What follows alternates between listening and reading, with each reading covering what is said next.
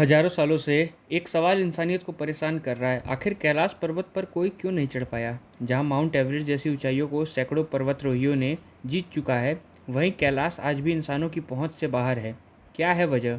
वहां चढ़ने की कोशिश करने वाला हर एक आदमी जिसे रहस्यमय घटनाओं का सामना करना पड़ता है, क्या यह भगवान शिव की दिव्य शक्ति है या फिर कोई ऐसा रहस्य जिससे इंसान आज भी वाकिफ नहीं है? आज की इस वीडियो में हम यही जानेंगे। उससे पहले आप वीडियो को लाइक और चैनल को सब्सक्राइब कर दीजिए। बढ़ते हैं वीडियो की तरफ। कैलाश पर्वत तिब्बत में मानसरोवर झील के पास स्थित है और हिंदू धर्म में इसे भगवान शिव का निवास माना जाता है। लेकिन ये केवल हिंदू के लिए पवित्र नहीं है, कई अनेक धर्मों के लिए भी ये पवित्र स्थान माना जाता है, जैसे कि बौद्ध। इतिहास गवाह है कि कई पर्वतारोहियों ने कैलाश पर चढ़ाई की कोशिश की, लेकिन हर बार कुछ अजीब हुआ। किसी की तबीयत अचानक बिगड़ गई, किसी को ऐसा दृश्य दिखाई दिया जिसका कोई वैज्ञानिक कारण नहीं था, और कई बार तो रास्ता ही बदल गया, जैसे खुद पर्वत उन्हें ऊपर जाने से रोक रहा हो। कहा जाता है कि 11वीं सदी में एक तिब्बती योगी कैलाश पर चढ़ने में सफल हुए थे, लेकिन उन्हें लौटकर यही कहा कि इंसान को यहाँ चढ़ने की कोशिश नहीं करनी चाहिए, क्योंकि यह एक दिव्य धाम है और यहीं से शुरू होती है कैलाश पर्वत की रहस्यमयी कहानियाँ। लोग बताते हैं कि जब आप कैलाश की परिक्रमा करते हैं तो आपकी घड़ी उल्टी दिशा में चलने लगती है। वैज्ञानिक इसे चुंबकीय क्षेत्र बताते हैं, लेकिन अब तक कोई ठोस प्रमाण नहीं मिला। कुछ यात्रियों का कहना है कि वहाँ जाते ही समय तेजी या धीमा महसूस होने लगता है। कैलाश का आकार भी रहस्य है। यह बिल्कुल एक विशाल पिरामिड की तरह दिखता है, मानो किसी ने इसे तराश कर बनाया हो। कुछ वैज्ञानिक मानते हैं कि यह प्रकृति नहीं बल्कि किसी प्राचीन सभ्यता का काम है जो इसको इतना सुंदर और तराश कर बना सकती है। यानी कि यहाँ धर्म और विज्ञान दोनों सवालों में उलझे हैं, और शायद यही वजह है कि चीन सरकार ने भी कैलाश पर चढ़ाई पर पूरी तरह रोक लगा दी है। अब यहाँ केवल परिक्रमा की अनुमति है। श्रद्धालु 52 किलोमीटर पैदल चलकर कैलाश का चक्कर लगाते हैं और मानते हैं कि इससे जीवन के सारे पाप मिट जाएंगे।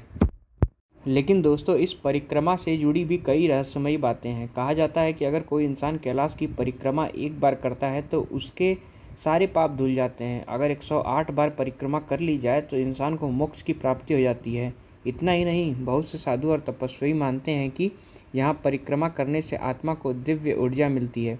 कुछ यात्रियों ने यह दावा किया है कि परिक्रमा के दौरान उन्हें ऐसा लगा मानो कोई अदृश्य शक्ति उनका मार्गदर्शन कर रही हो, और कई लोगों ने तो ये भी कहा कि उन्होंने भगवान शिव का स्वरूप किसी छाया में देखा। वैज्ञानिक दृष्टिकोण से देखा जाए तो कैलाश पर्वत के आसपास का इलाका बहुत ही अजीब है। यहाँ का मैग्नेटिक फील्ड इतना प्रबल है कि कंपास तक सही दिशा नहीं दिखाता। कई बार लोग रास्ता भटक जाते हैं तो कई बार उन्हें लगता है कि वो एक ही जगह पर बार बार घूम रहे हैं।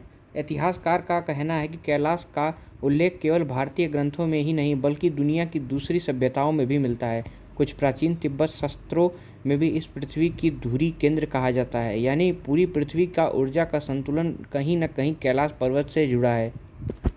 और अब सोचिए, अगर ये सच है तो क्या कैलाश वास्तव में एक साधारण पर्वत है या फिर ये धरती का ऐसा रहस्यमय स्थान है जिसे इंसान से सुरक्षित रखना बहुत जरूरी है। कहा जाता है कि कैलाश पर्वत पर देवताओं की दिव्य सभाएं होती हैं। रात के समय यहाँ अजीब रोशनी और स्वर सुनाई देती है। कुछ लोग ने तो यह भी दावा किया है कि उन्होंने कैलाश की चोटी पर विचित्र आकृतियाँ देखी हैं, मानो वहाँ कोई दिव्य शक्ति विराजमान हो। अब सवाल ये उठता है कि क्या ये सब केवल आस्था और कहानियाँ हैं या फिर कैलाश पर्वत में वास्तव में कोई ऐसा रहस्य छिपा है जिसे आज तक कोई नहीं जान पाया।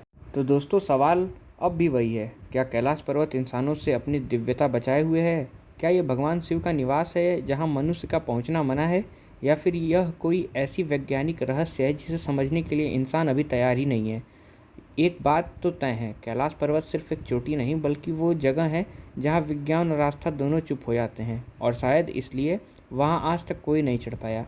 तो आप क्या मानते हैं, कैलाश पर्वत पर चढ़ाई असंभव है भगवान शिव की शक्ति के कारण, या फिर ये कोई एक ऐसा रहस्य जिसे विज्ञान अभी तक सुलझा नहीं पाया? अपना जवाब कमेंट सेक्शन में ज़रूर बताइए।